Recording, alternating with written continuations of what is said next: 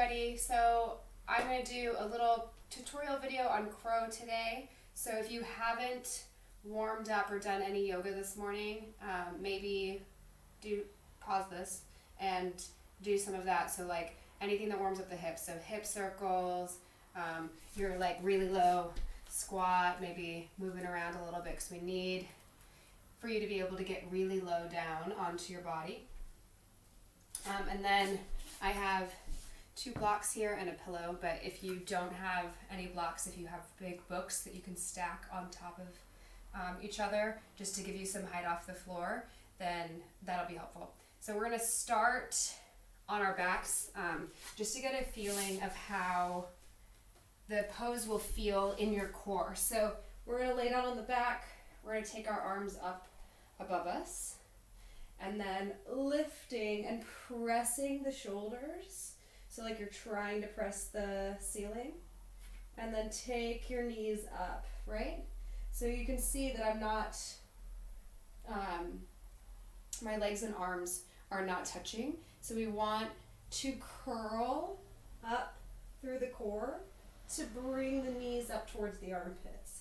So you're really gonna have to U-shape through the back to bring yourself all the way up, and then squeeze your legs so that you're squeezing your calves down onto them. So using your hamstrings as if you would use like your bicep to squeeze your arm, squeeze your legs up and make that U shape in your back. So I talk about a lot about using your pelvic floor in class, so like that stopping mid-stream of pee sort of feeling with your muscles. So you're pulling everything in, and then your navel is going to go inwards and upwards. So you're not using your core in a way that sticks your belly out. So try a couple more times here. If you were just watching the first time, we'll all try together. So take a deep inhale, and then you're going to lift your shoulders up and press your knees towards your triceps, and then lower down. So do it again. Pull up. Lower, inhale, exhale, knees towards your triceps, and then release. Rock out through the spine a little bit, and then make your way up to all fours. So you can try that a couple more times, doing whatever feels good. I'm just going to adjust this so that I'm square. Okay, so now we're going to take our blocks. So cushion, if you're afraid of falling on your face, I'll just go right at the top of your mat. And then we're going to take the blocks. So this is how I first learned how to do it. I took my block and then I stood on it, right? So you're going to take your toes so that they're together. So you want your big toes to press into each other.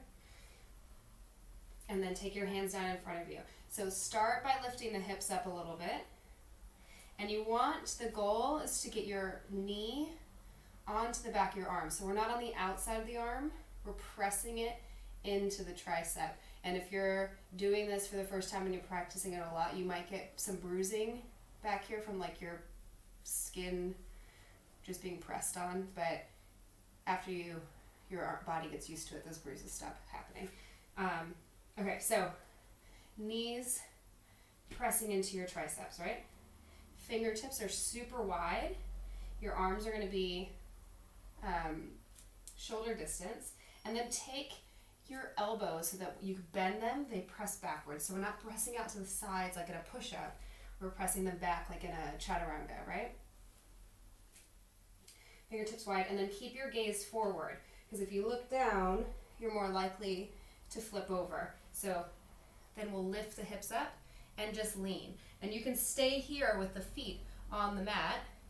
You can come down really low with a big bend in your elbows, if that's more comfortable for you. And then if you'd like, try lifting one foot off, and then the other foot off, and then press your toes together, pull your navel in, maybe balance a little bit with both feet off. So give it a try. So if you were watching before, try this time. So elbows are coming in so that the elbow pit, or whatever that's called, is pressing forward, and you're bending your elbows backwards towards your body. And then you'll just lean forward, right? And then trying to pick one leg up and the other. I've seen, when I was doing my teacher training, some people liked to put a block in front of them, and then as they leaned forward, they could put their head on it and use it as sort of like a tripod. You have to get it in a good spot, and then that way you can get used to having your legs up, using the core strength, the arm strength, without fear of falling over. And then the cushion, same thing. If you come over, then you end up on your cushion. And this is a good way to practice in your tripod while you're there.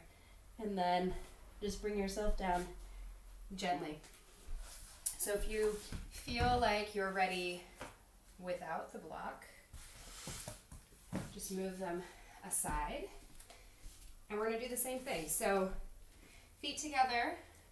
You're squatting down. You don't have to have your feet on the ground or anything.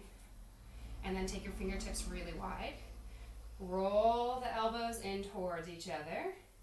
And we'll just lift the hips up really high and lean. So when you first start out, again, you might have really super bent arms. Your feet might be just a little bit off the ground.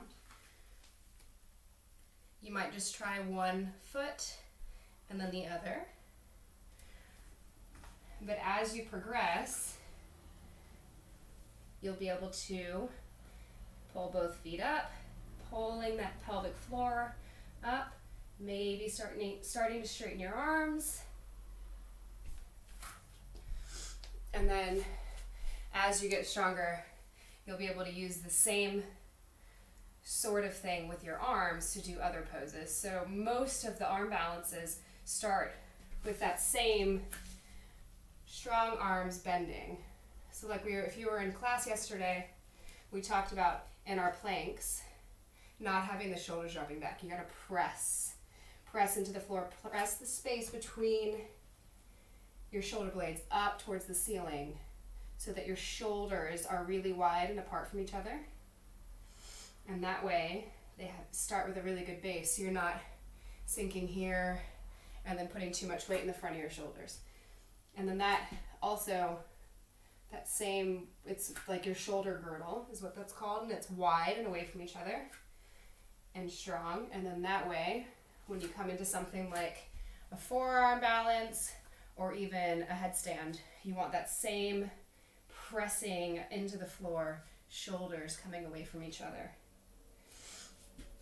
So I'll show you from the front what it looks like with the arms. So you want your elbows coming forward so you can bend them back.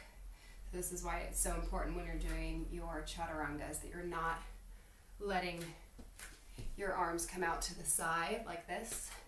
We want the elbows pointing forward and the elbows to be going straight back along your ribs.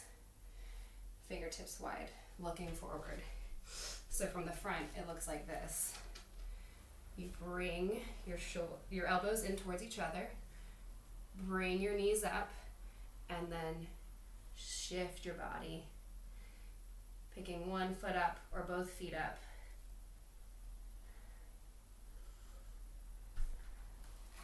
Okay, so hopefully this is a little bit helpful. You can leave a comment or you can message me if you have a question,